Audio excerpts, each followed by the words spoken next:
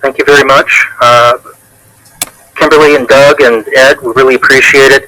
Unfortunately, we're still having some technical difficulties with trying to get Billy's demonstration to show up on the screen, but we got about 5 minutes until lunch.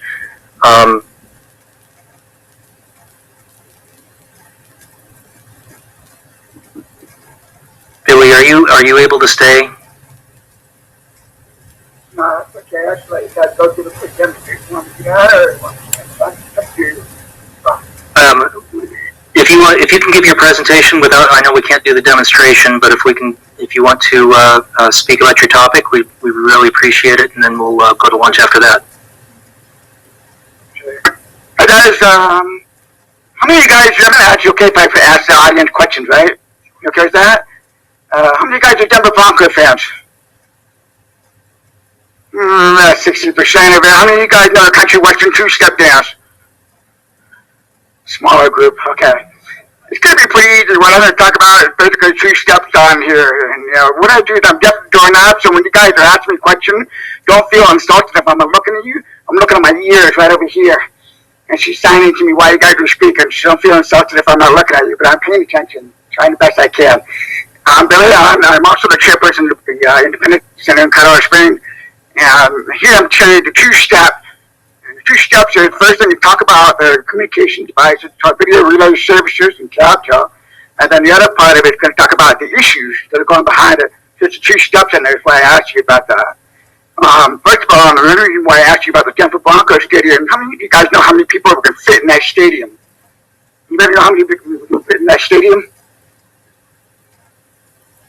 60,000, pretty close, 50,000. So it's getting colder when you say 50,000. About 75,200 people can fit in there. So the population we're dealing with would have to fill up a Denver Broncos stadium 6 times to get to the deaf and hard of hearing population in the state of Colorado. So to give you an idea of the size of how many people we're dealing with, yeah, we're kind of underground, we're buried, and then we have little secret club meetings or stuff like that, is why they call it that.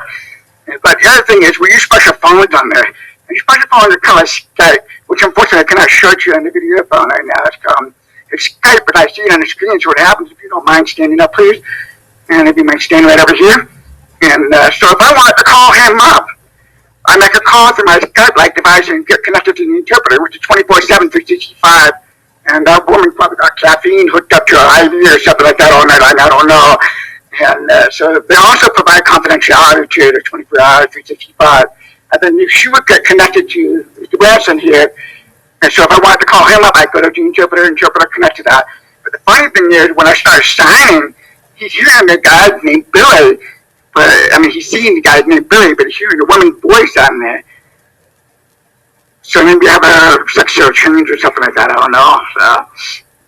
But the whole idea is that they connect, and that's how I make my calls on there. Now, there's 2 different ways in the calls. There's also people who cannot speak very well. There's also people who are hard of hearing. They have another device called Captel. And it's kind of like the video phone, but the difference is the video phone uses off the internet line via IP. Captel is a little gadget device where I can't speak very well, but I can type. So I would type, and the relay operator would connect to and tell him what's being said on the screen. So you kind of get the idea what's happening here, the 3-way thing going on. And that's usually hooked up to a landline. Thank you very much. You've been a wonderful person there. So those are the 2 basic about that. That's the first step. First step to understand the video devices and the phone call. The issue is a couple of things. Number one, when you're calling to the video relay service, the dispatch center, the 911 center cannot track down where I'm at. That's an issue. It's hard. It's very difficult because the interpreter can be anywhere in the United States randomly. So when I make that call on 2 o'clock in the morning, whatever time it is, I have no control where that call is going to be picked up from to connect to there at. So that's the first thing is I think get connected anywhere in the United States randomly. The second thing is the tracker thing is sometimes they can see on their screen that I'm Billy Allen calling from Colorado Springs, this address here. And it displays that, and they can dispatch that to the local phone. The other problem is, too, is, for example, you guys can simply pick up the phone and call 711 or 211, right? I can't do that. because like my interpreter is probably not in the state. It goes outside the state and it bounces back inside the state. So don't get the 711 in the state where the interpreter is at. So you kind of get the gist here where it's kind of hard to track down where I'm at. So if you're mad and an emergency comes up, big challenge. The other problem, the issue is we had a spill, chemical spill about 6 years ago over in Larkspur area, and the train derailed and the chemical spill would happen. And so what happened was the sheriff department would call in the 5-mile radius and tell them to evacuate, get out of the area because you don't want to start breathing in the chemicals going on. And so that call would go to all the people in all the houses. There was a deaf couple that was out there, if you don't mind stand up again. And the dispatch center would call my house, and then what happened to the notification system is it automatically activates and starts speaking when someone picks up the phone. So in this case here, the interpreter picking up the phone, but it hadn't yet connected to me. We have a pickle here. So what happened is, while the guy running the machine is yammering on all the details about the evacuation details and stuff like that, she's still waiting to connect to me on the video phone. And by the time, if I do pick up the phone, by the time I pick up the phone and get connected with the dispatch thing's already hung up. She's not a robot, can't memorize everything inside her head. Just like if you shoot data in Star Trek, you might memorize everything you recorded exactly the same tone and stuff like that. So that was a problem. Thank you. And what happened was, some Alec down the road, sheriff department came up, a couple of towns. What are you doing here? The couple were oblivious to what was happening. So that kind of a problem with it when you reverse notification out there to some of the folks who have used a video reticle or even a captel type device down there. That's what I wanted to share with you today. Unfortunately, I couldn't get out there to give you a little quick demonstration. I also have an answering machine on there. An answering machine will tell me what's going on. And I can use it on my smartphone, my tablet, or any computerized device on there. So that's a cool thing. How's that? Does that make sense to you guys? How many of you guys have heard this before? 1, 2, 3. A dozen people heard this before, and the rest of you have not heard it before. What do you think of it? Someone who had not heard it before. Tell me something what your thoughts are of it so far.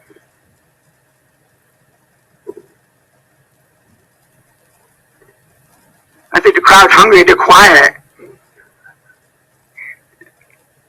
It could be. Okay. It is a little weird. Yeah. So, Billy, can you talk a little bit about, I know you talked about one of the difficulties with emergency notification systems and that it connects to your interpreter and is automatically talking before she's able to connect to you. What do you see as one of the ways to solve that problem for the deaf and hard of hearing community? Can you reiterate that question one more time to make sure that it makes sense? Sure. You talked about the problem where an emergency notification system calls you to deliver a message, but it connects to your interpreter first before it's connected to you. Can you think of a way that we might be able to solve that problem for the deaf and hard of hearing community? About 4 years ago, we brought this up to the national.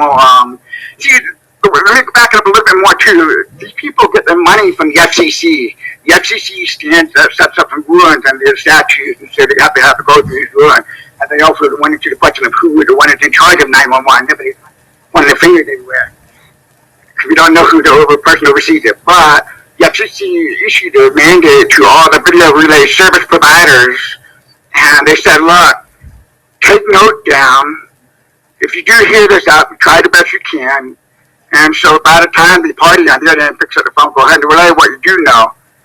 But the interesting thing about it is there's no reliability on it. And in fact, if you look at the website, there are all the video relay service providers. We have about 7 in the United States of major relay services. 7 of them. And they all have disclaimers on the bottom of the screen. Hey, if you guys got a 911 call, don't blame it on us. We'll absolve all this stuff. That's what they're saying. It's a disclaimer, it's a waiver. They don't want to take up any responsibility. So it's not currently saying we won't take the accountability or anything like that. They're saying, yes. I just want to piggyback on that. Why not put the burden on the providers, the emergency notification providers, to flag your phone numbers in their system and create some sort of delay in their notification to ensure that you all get communicated with the same as the rest of the public. Is that going on? Oh, thank you. Love you. Yes, I agree with you. And I want to see that happen. Unfortunately, it's not happening right now, and it's an issue that we're trying to do on a national level. And it's a very good thing. In fact, on some of the local level, I can set up a bolo in my El Paso County 911 center, and I volunteer myself, and I just say, hey, this is my information. I have 2 kids in here, both mommies and daddies are deaf, but the kids are hearing. And so whenever you guys come over to us, they're going to be deaf and enough, and I can understand you, so please bring an interpreter. And the bolo worked. It in fact worked because they had a domestic violence call across the street from my house some time ago, and they were questioning all the people in the neighborhood. The officer brought an interpreter with him. First time at the house. So yes, the bolo is in there, and it's flagged on the El Paso County on local level, but I have to voluntarily do that myself. And a lot of people won't know to do that themselves, and that's a huge problem because a lot of people are not connected with that. And I do agree with you.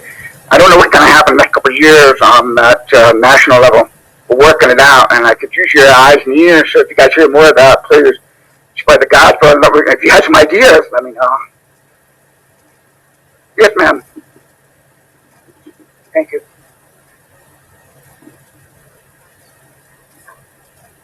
You want me to read it out to you? Cheryl was asking, we did a test call using a video phone. What came up was the person's home address when he was actually in the comm center. So, we'll say that is your question. Correct. Or just a comment.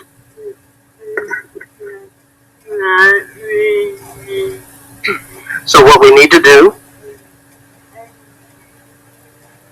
is educate the community to sign up for I didn't get that last word, for alerts. Correct.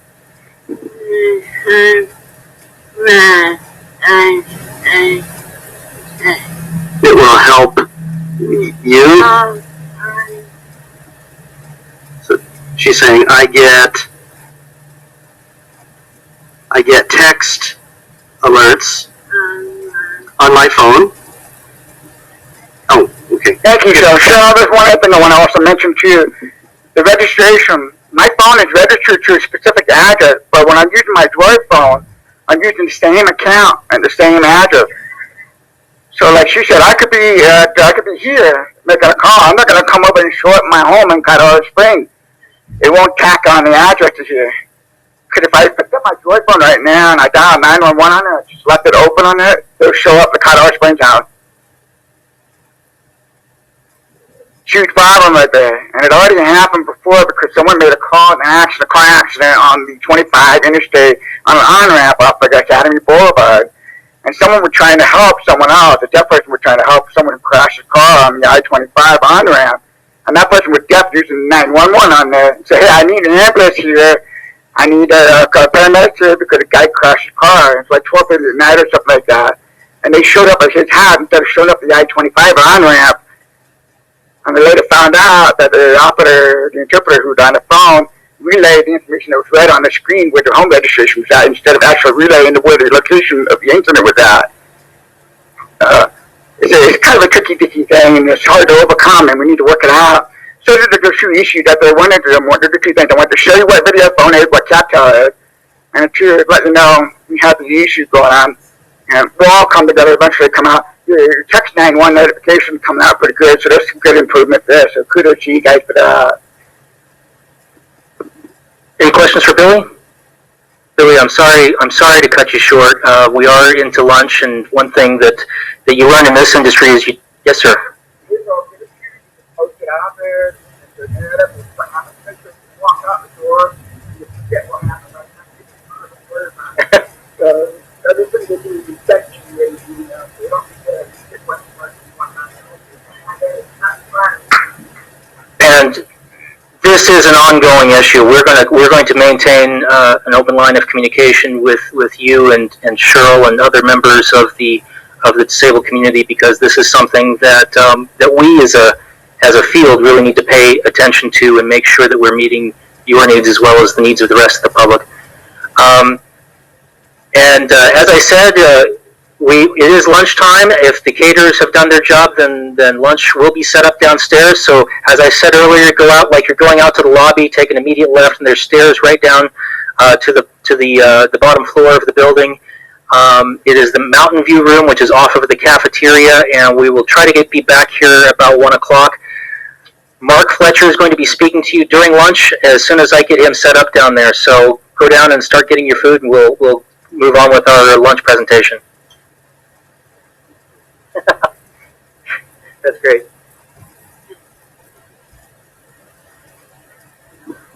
Yeah. Thank you. Billy. Thank you for your patience.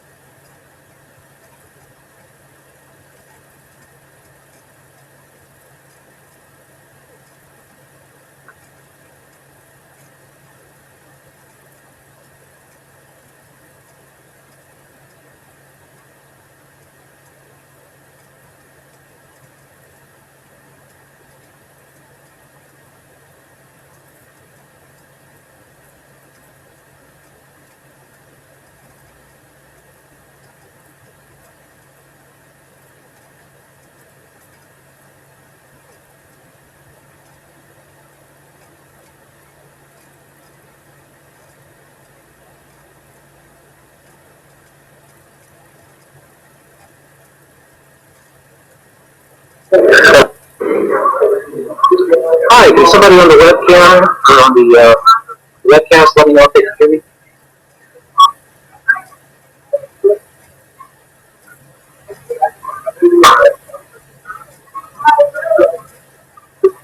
Anybody? I hear you. That's great. Shows that I'm broadcasting now.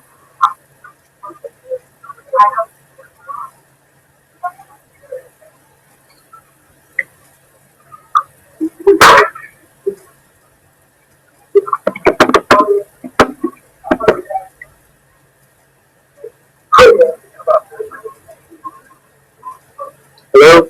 Anybody hear me?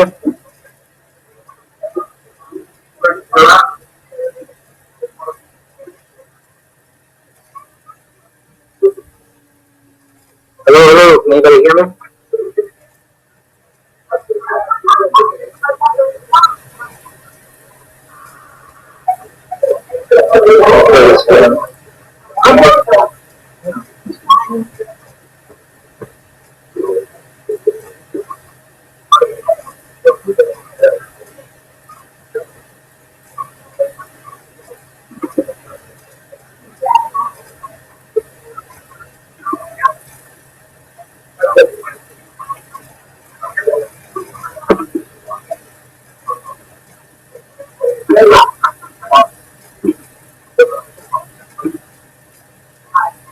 How about now? Can you guys hear me?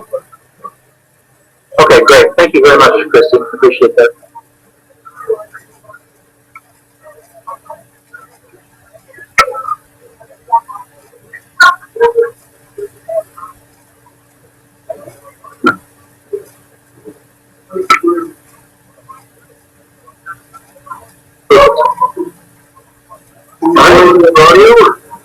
No, that the little camera's got pretty good pickup, so they should be able to hear you fine. Unless you want the microphone, I can get you one.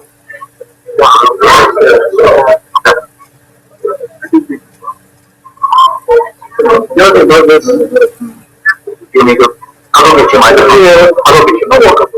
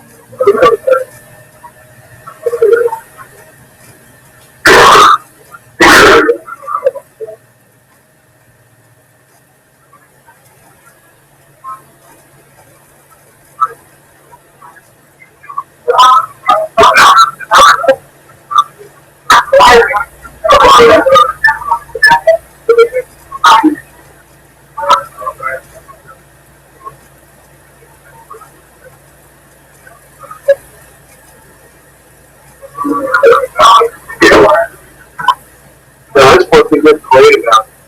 I want to speak so far. That's a different. Well, it's really good. It is. Well, I said,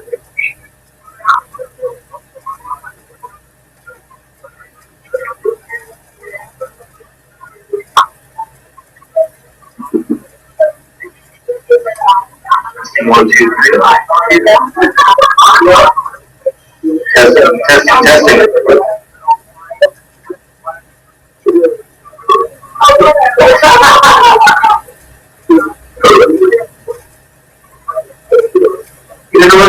Give me a mic. Turn up. Everyone in the back of the room? Okay, good.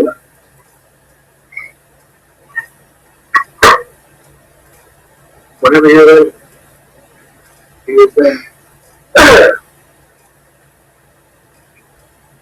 Sure.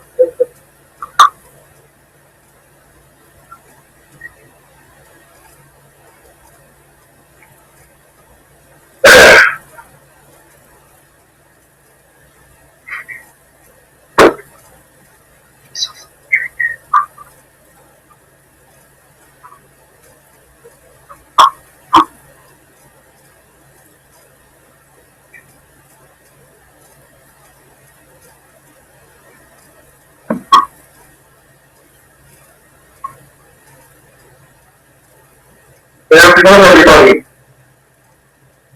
Good afternoon, everybody. There you go. I'm Mark Fletcher, Fletch. I'm the Chief Architect for Maya in the Public Safety Solutions. So my role at Maya is to provide vision, strategy, architectural guidance on our telecommunications products for emergency services specifically. I'm also very active in the industry. I'm the Legal Institute Board on the Outco Standards Development Committee, and I'm also on the co-chair in Europe of the Next Gen 112 initiative that got going over there. Now that they're getting the number on, it's very much to something like Next Gen 911. So today we're going to talk about a topic that I have always been concerned about for the past decade. And last year, this really came to a head. How many of you have heard of Kari's law? Good. Good. Then last year has not been gone to waste. So this is about the problem, for those of you who don't know the problem, what we can do to fix it, and the steps that we're taking. What's the number for 911? It's a funny joke that we all say it all the time. But last year, on December 1st, just a little bit more than a year ago, Kari took her 3 children to a Marshall, Texas hotel room for visitation rights with their estranged father. Her husband, allegedly, grabbed her over into the bathroom and in front of 3 children, he was stabbing her 50 times. Well, the oldest was a 9-year-old, and she did exactly what she was told to do since she was a child. And she went over to try to call 911. In fact, she tried to call 4 times. However, all the calls failed, and she had to go to plan B, which was to rush her 2 siblings, ages 4 and 5, out into the hallway, where they only got some assistance for some people down the hall. But unfortunately, when 911 was finally called, it was too late for Kari, without knowing that. So how did the calls fail? How did they get out? It's not simple. Automatic telephone systems, multi-line telephone systems, hotels, businesses, probably this building right here, $1 access code. That's the way it is for most places around the country. However, that is not what we teach for children. Every mail officer, every fire department, every police car, every ambulance says what on the side? In case of an emergency, dial 911. I've never seen one that says accept now. What's on about it? Maybe out there. So I helped Hank Hunt, Kari's father, start an awareness campaign because he didn't really understand what the problem was. He just knew it was probably PBX. And initially, we started to change the organization, which I wouldn't sign, Because what you want to do is change the access code to an 8. That doesn't fix the problem. While it does free up dial plan, it doesn't fix the problem. So I wrote, it was the worst Christmas last year, just after Christmas. It was the hardest phone call I've ever made in my entire life. I'm from New Jersey, and we do. Houston, Texas. Good old cowboy. Simple, honest guy. I had to call him, tell him why his condition was wrong. That was there because his daughter. I did not expect that phone call to go very well. And I remember this, you know, these moments in your life that you were younger forever. I remember sitting there in front of the phone call, holding. And I call. Hi, it's Fletcher. This is what I do. This is who I am. I'm here to help. Okay. What's up? I explained it to him. Okay. Fantastic. What do you have to sell? I'm not selling anything. I'm just helping you fix this problem. What's in my PBXs today, what's in most systems today, can help fix your problem. If I think out and a lot of people will follow me, I can get your message out there. That's what we did. I wrote out a letter to Chairman Wheeler at the SEC and copied all four commissioners. Commissioner Kari had his, I heard from his private secretary, first couple of days of January, you know, back after the Christmas holidays. They posted my open letter to the internet. Look at that, he's under Christmas. He came down with a response in his first speech as commissioner. He said that when consumers downline of one of the individual personnel, shouldn't matter if you're using a traditional public switch or wireless, or it shouldn't matter if you're using a phone in a hotel or in a large building.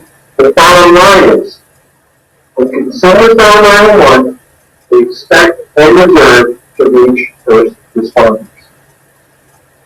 Obviously, this is one you won't need to do for a living. People can't reach you at this time. And put out an inquiry to the hotels. We made this statement just the other day on the 1-year anniversary. Put out a statement out to the hotels. I went down and I met him on January 10th. And normally when the commissioner or senator or congressman might get 15-20 minutes with their staff, which is fine, because that's normal work gets done.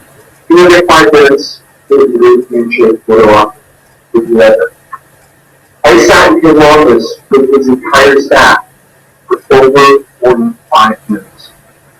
He sat there with his jaw on the floor as I laid out what had happened and why. That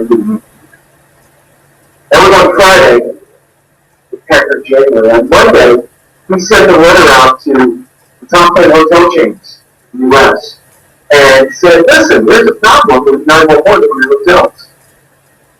I sent somebody in my office that pretty much gave me the whole scheme. So, tell me, is this problem in your hotel? What are your plans to fix it? And if you're not going to fix it, you have 60 days.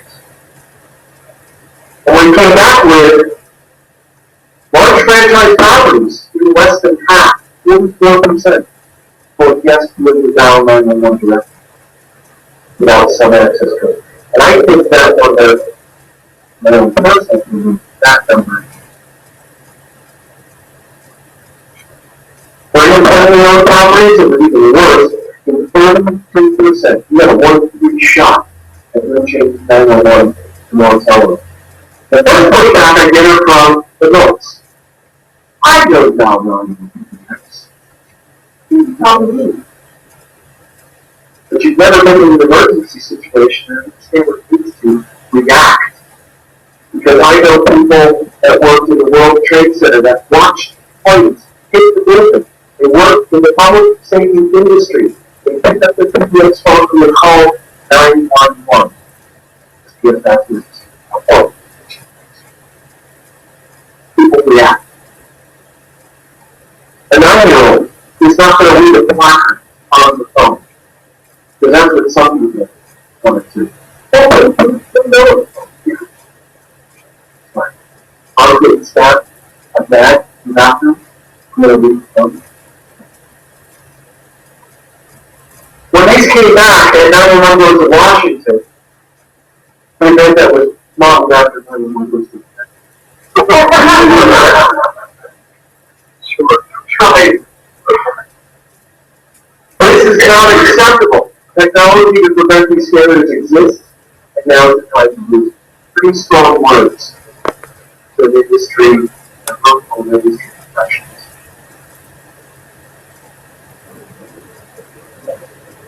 And Kari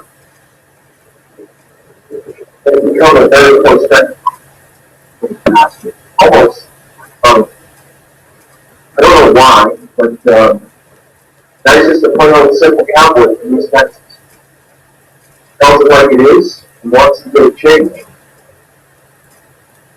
He really appreciates the support this industry has given him. I warned him. Because he said to me, on the night of when people really going to get behind this solution, I said, hey, you do not understand the roots that you just did. And he is very grateful. So to those that are aware that have done something, thank you. So what really is the problem? How do we fix it? Why does this problem exist? The problem is that technology has moved along for the past 134 years. While we have got new technology, the number one network has pretty much stayed the same since its inception in 1968. We've got 134 years of communications technology innovation that's happened from smart devices. Very first time we'll call them Alexander Graham Bell, still that's not himself. What's my name? Watson Kari. 911 has really been around for just under 50 years. And when you sit back and think about it, not a lot of changes. You can lookups and static telephone company databases based on telephone numbers. Today, phone numbers come to last time and equal to location with dramatic mobility. But we're at this tipping point where next generation 911 is at a plan we're about to unleash this massive beast. It probably scares the hell out of a lot of you because it's unknown. But it will fix a lot of problems. So the problem today, 911 is based on 1970s technology. I've got one phone number, I've got a selected router database somewhere out in the state, provided by somebody, it really doesn't matter who. And when somebody makes a phone call, it knows what agency around that call. The next solution is taking information from the origination network, the device, or the network, being able to transmit that information. Here's where I am. Here's what I need. Here's what I need to go. You start making intelligent decisions. And because we're moving this link into the PSAPs to a digital data connection, not only can you put voice there if you want to, but you put data. So information that the origination network has can now be shared. We share with people all day long. Email, pictures, Facebook. This is nothing new. It's just the network doesn't exist. And that's the problem. So back to Kari's law, I've been working with, I started working on MLTS with very important probably 12 years ago. And then I tried to solve these problems, and I'll tell you what, I messed up because we tried to build a relationship. Back then, there was no location discovery like phones, all this cool technology to figure out where they are. Now, we get a lot of good work there. We raised a lot of awareness. But what we did is we tried to go in the ocean. The mistake we made was we moved it back off and get back to simplicity. There was a death in Gaithersburg, Maryland. Actually, we said in 98, where a guy died. He was across the street. First responders came to the office. There 5 minutes. What? Really good. Come back. 7, 8 hours later. Why? Nobody knew how we were calling. Nobody knew he was waiting for your steps all day long.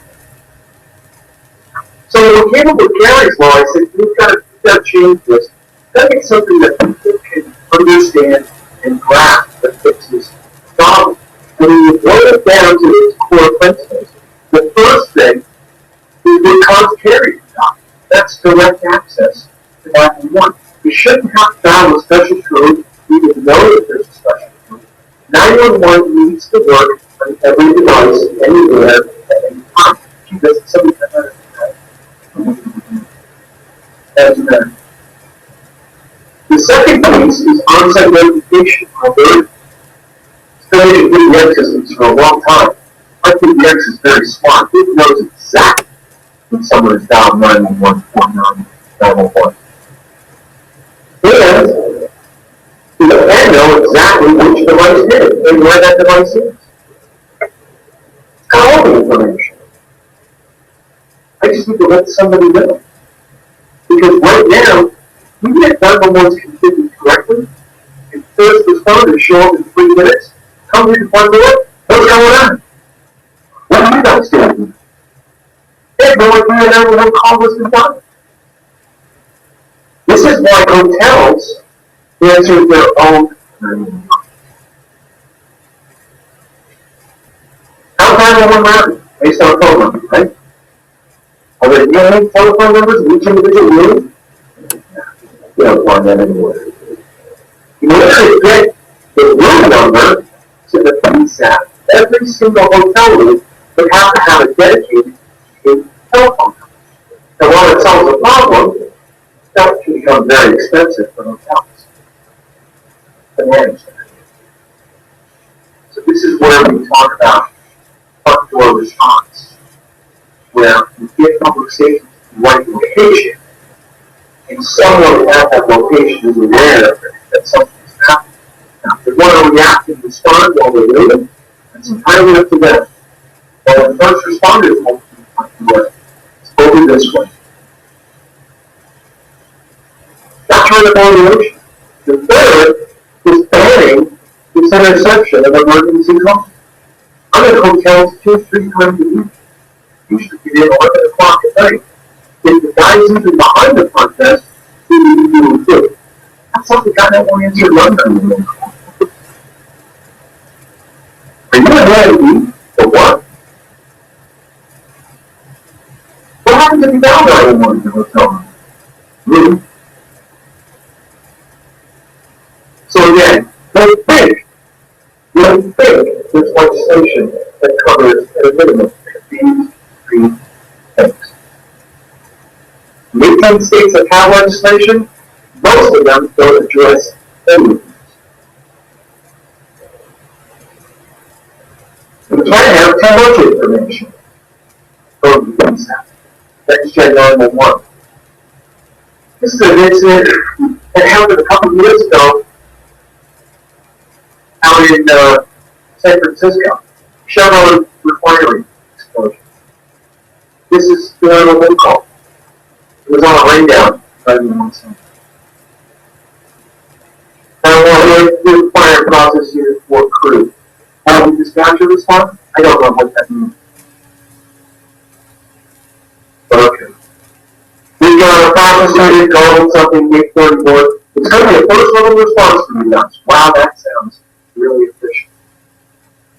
Dispatcher said, okay, what does that mean? How do you mean that? You can have all the data in the world and share as much as you want. But if there's no coordination between point A and point B, it's going to delay the response. What should have been said is, hey, look out your window. You see the big black column of smoke? I'm at the bottom of it. Send what you got. So we talk about enterprise location granularity, right? With granularity, our devices located in the building. What do we do? A lot of people will say, I don't know exactly where the device is. I don't know what room it's in, what cubicle it's in. Why not get there? Yeah, you do have to get there. But the problem is, I sit in Kent 2C231. What is that? Even as a first responder, chances are they've never been in the building. So large and small, we've got functionality built into the PBXs that can notify and provide information to building security, EMS, anything's on the crew. Not talking about answering the 911 call, letting them know what's going on, where it's at, so they can coordinate response. And we also can tie in information, normally, have that material, access to IP video feeds. This is great information. We don't got all this data in our corporate networks today. It's just a matter of collecting it in a common spot and showing it to someone. Initially, day one, show it to the internal people. Day two, with next gen and first net, put that data out in. This is what we try to guide our corporate customers today. Get ready for next gen. Because this information that you have is a treasure trove of public safety. Let's go find a hang-up call. Let's go find a call for 911 items, right? 911 emergency. Hello? Hello? Hello? Well, now what if that call was there with additional data? 911 what's your emergency? Hello? Oh, wait, I've got additional data from the commercial consumer. But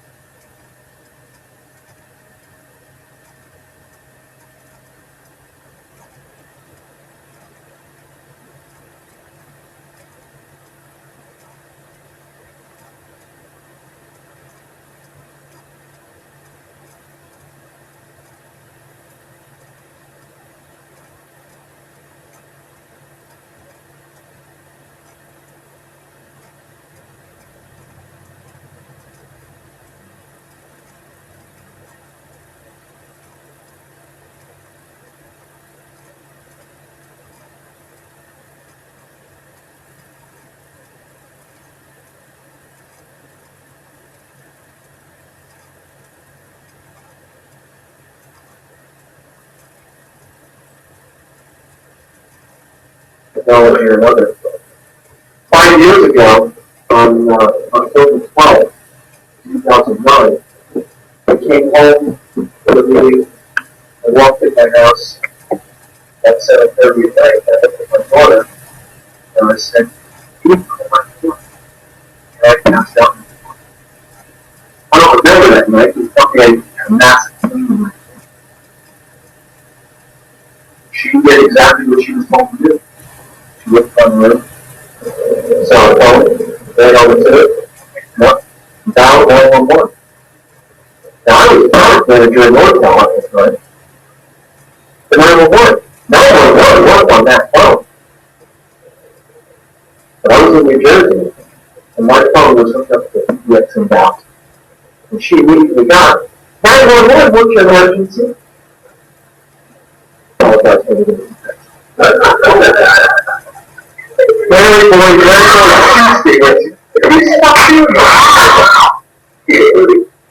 my dad is lying unconscious in the living room floor. Okay. Northtown Networks, 2221 Lakeside Boulevard, Richardson, Texas. My daddy's on the living room floor. That doesn't really add up, does it? Sweetheart, where are you? 46 Hillside Road, Glenwood, New Jersey, 07456. As she was proudly taught. Now, one dispatcher said, sweetheart, you need to go find another telephone and call 911. I'm not going to transfer to New Jersey from Dallas. What happened? She did. I survived, but I had a brain aneurysm. I was in a coma for 6 weeks. I woke up and Northtown was gone. I'm kidding you. So wait, I work for a buyer now? Well, you're on short-term disability, so no, not yet. Yeah, talk about being scared. So when people tell me, oh, they would never dial 911 from corporate home telephone, sure, I never would dial. I'm a daughter did what she was told to do. You never know. I might be working somewhere in a hotel, and I may have my soft phone on my laptop, and that might be the only thing I can reach. If it's going to work, I'm going to dial 911. And there are solutions from companies. There's a company somewhere out here in Colorado, I think, that does something with 911. Routing to 911 no longer has to be a regionalized problem. There are companies that are out there that will route your call.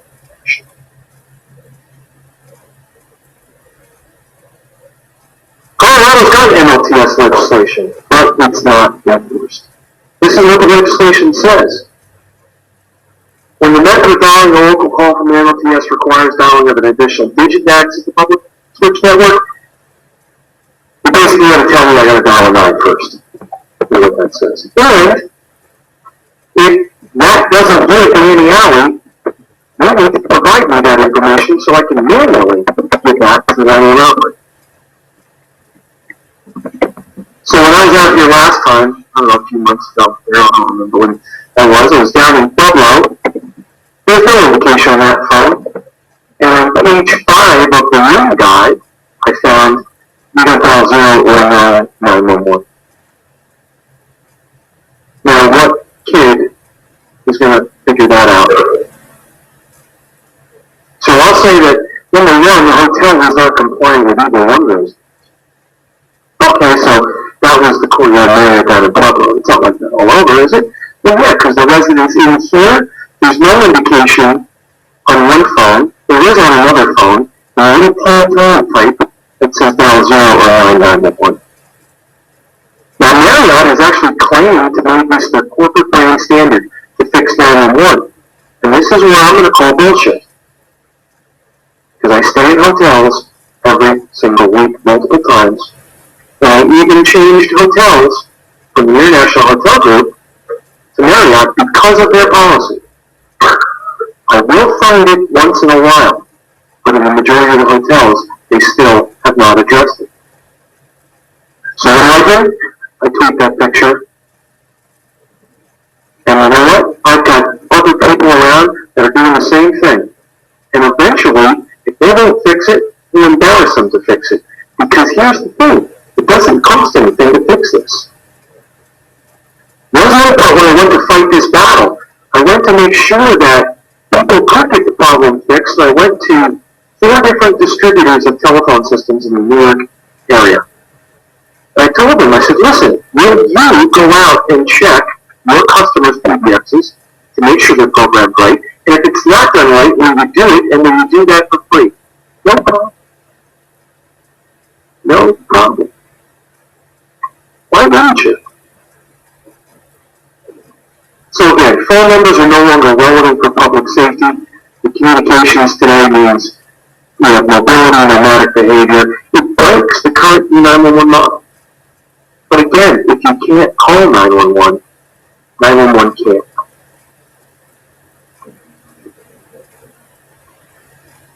So again, outside information.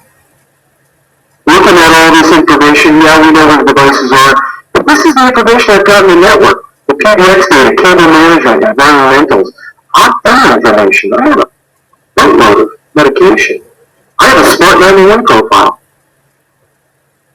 I would like all of that tied into 911, no matter where I am. Matter of fact, I even work with the folks at Wave on Smart 911, where they can take the PBX information and stuff that in their database. And here's the cool part. I said, Todd, if we do this, I understand it's free for me, but corporations are getting a lot of value out of this. If you were to charge them for that service, can you offset the PSAP costs? Yeah, you could. So I think that changes that whole model. Right? Imagine if you could get Smart 911 and PSAP for free, funded by the local businesses. Who are the ones that are going to really benefit from it? Plus the disabled community and others as well, but right, a paid entity that's going to benefit from it. And the cool part is we're packaging all this information up and getting it ready for next gen. So when next gen happens and I can send it directly, there you go. There's your sign. So here's a use case that I use when I'm talking to PSAPs about technology, but I think it's relevant here. This is not MLTS, but it very easily could be. This is automatic crash notification. Folks at OnStar. So they can send that information with NextGen into the network, all of that vehicle telematics. Processes in the network can look at that information and make a determination on the crash severity, the injury severity, and where the vehicle is, so a PSAP decision. The network can now intelligently say, okay, well, I gotta get that call to this agency. And here's the cool thing about NextGen 911. The network is now aware of this incident. I had a high-speed rollover on the interstate with a very high Delta V, 3 passengers, no seatbelts. Yeah, now you get that verbally today. But what if the network had that information? Hey, you need Dr. Bob off the golf course, an orthopedic suite, and somebody may just want to fire up there too, or the dispatcher may not. That's protocol. That could be the first on scene. Because they don't want to fly, you don't want to fly a helicopter every time you get something, right? But this is the decisions that the network can start making, or not decisions, but recommendations. You already get one recommendations based on address. Why not get a resource recommendation based on that critical data? Yeah, I've got a major office facility, I got the whole building lit up with fire alarms. Don't wait for somebody to get there to find out it's a 5 alarm. So this is what we can apply. NextGen 911 is going to get this data into your centers. MLTS PBXs are going to be tremendous sources for this additional data. And it's hard enough to track cell phones when they're in buildings. You've got to get people in the habit to use their PBX phones. And you've got to get the PBXs contributing this additional data. In order for them to do that, We do need the ESI nets, we need the next gen network, but there are ways of actually getting it that are kind of over the top.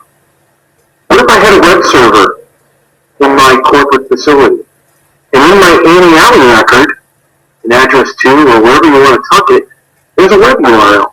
Hey, if there's an anyone call from this building, come here and get all the data. I know there was a 911 call, and we put all the data there.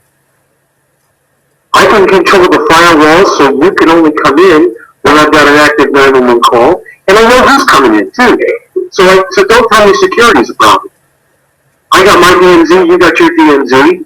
You establish a temporary connection between the two when there's a 911 call. And I can do that today over the existing 911 network. I don't like to promote that too much because I don't want that to stall next year. So I won't tell that to businesses, but I tell it to you guys. So that's all I have. I appreciate you giving me the time. Any questions that I can answer? Yeah. Yeah. I did not make a test call.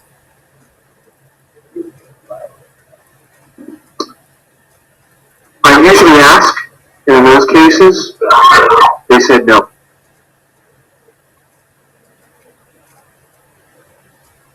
I do ask. And what I get is, well, that's part of the problem. Sometimes they do, sometimes they don't.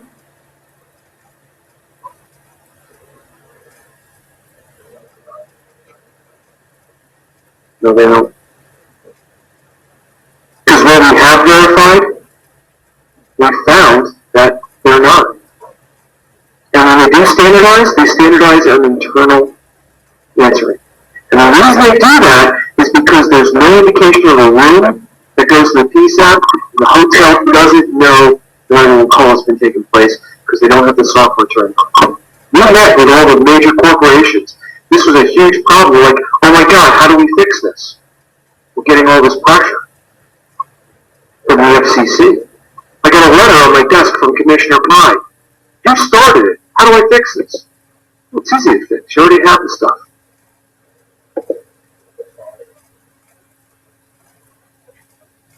Yep.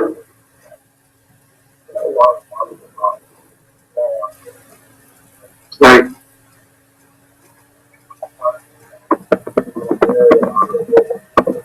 Sure.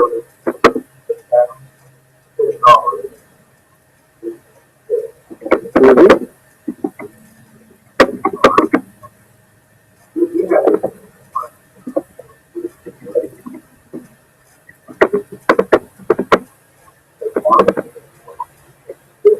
Sure it is.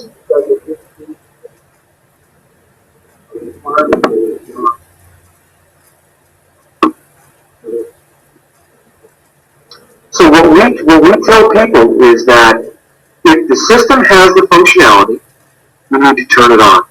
If your system doesn't have the functionality, then you can apply for a waiver and show me that your system won't do it, or that it's financially, it's too much for you. That's not a problem. Phone systems will last 5 to 10 years, and when they're replaced, I can tell you that almost every system today has the required functionality. So there's nothing wrong with grandfathering and wavering. No, doesn't.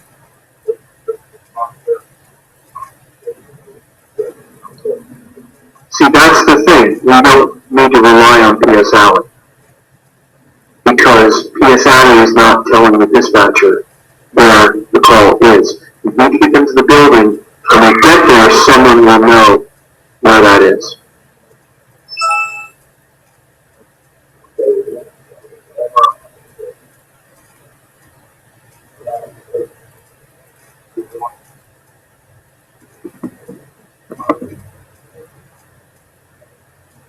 Yep. Exactly.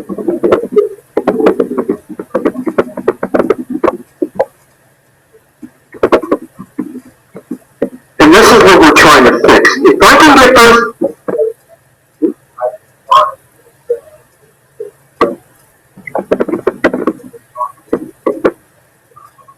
Yep. You talking to Kelly. Oh, it is. So the hotel motel, I don't need to pick on hotel motels, but that's where kids are, but it's businesses, it's everywhere. It's anywhere, it's this building right now. I bet you $20 that you can't dial 911 on that phone. Right. Anybody? I'll put a 20 on the table. I'm sorry? Should. It may have PS Alley, but here's the thing with PS Alley. Tell me what they say. What are they seeing? But where do they see it?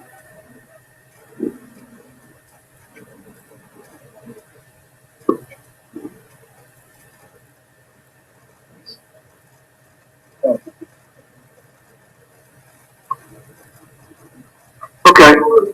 So at least they got, but now,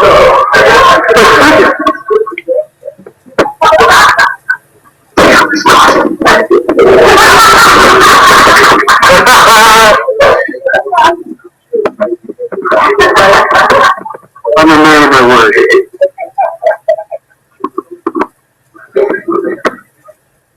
So now think about that. Had somebody in this building been notified, hey, the phone down in conference room whatever downstairs, Mountain View, just made a 911 call. Somebody should be on the way down here. Because if she was the only person in this room, and that was the only call she could make, might be the last call she made. Thank you. But you get my point. So we don't necessarily need PSL. Here's the thing with PSL. PSL means every single telephone has to have a unique telephone number that's publicly dialable. That costs money every month. The ID number. And here's the other kicker.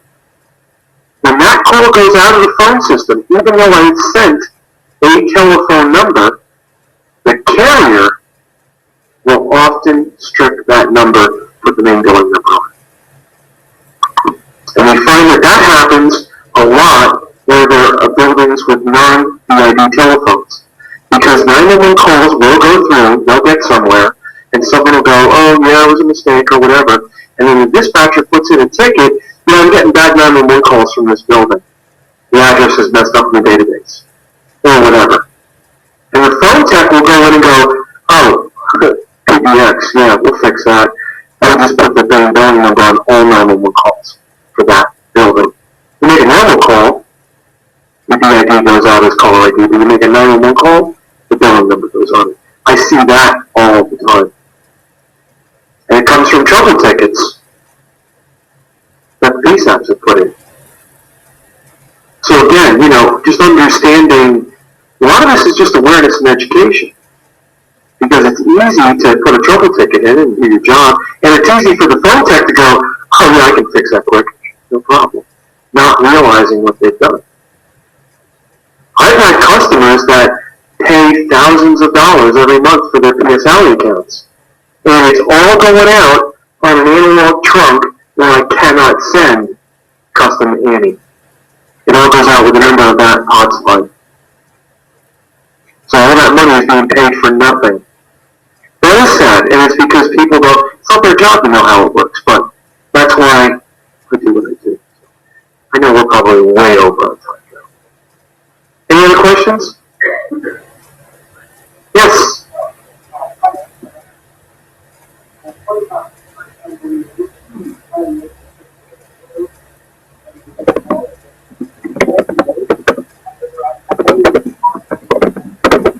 Yes. That is correct. So my town today doesn't have Smart 911, but when they get it, my county is actually getting it. I have a floor plan in my profile. Why? It's not because the Fletcher estate is so massive. Trust me. You don't believe me, ask my wife. It's because my office is in a detached garage.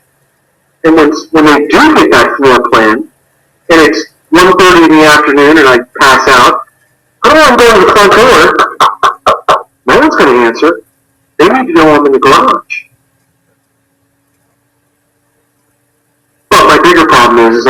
small town, they all know me and they go, whatever.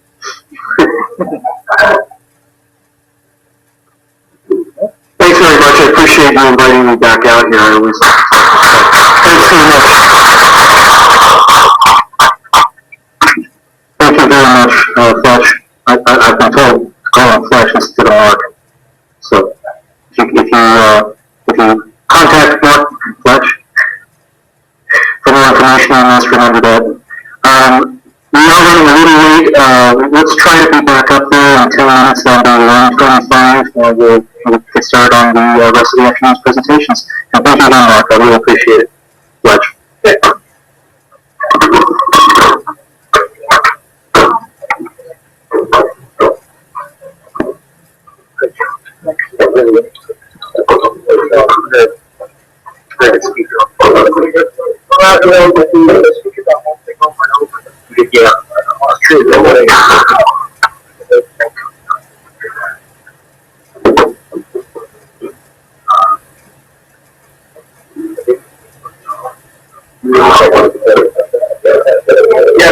Okay, those on the webcast, we will go start here for a little bit, and we'll start back up shortly.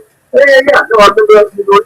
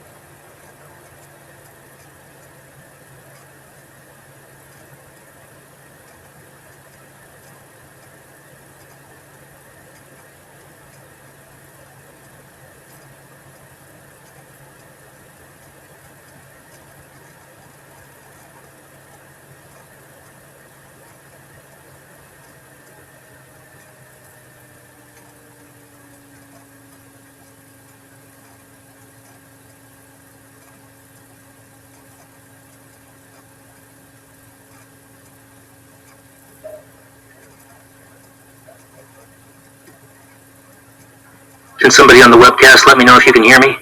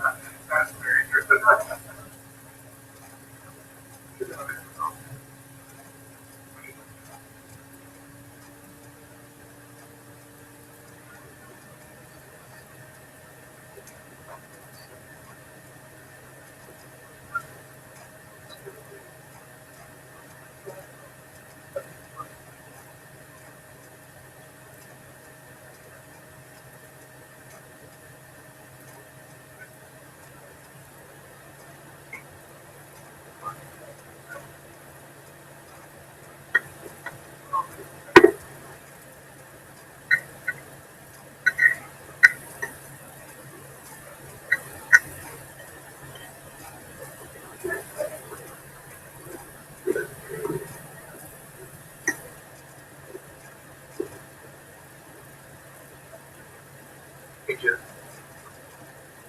We lost the screens up here. Put it on HDMI, workstation 1, plug the computer and let's.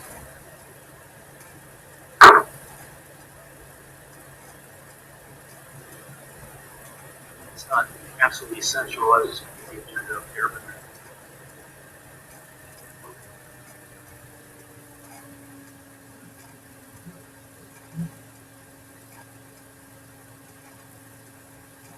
Nope.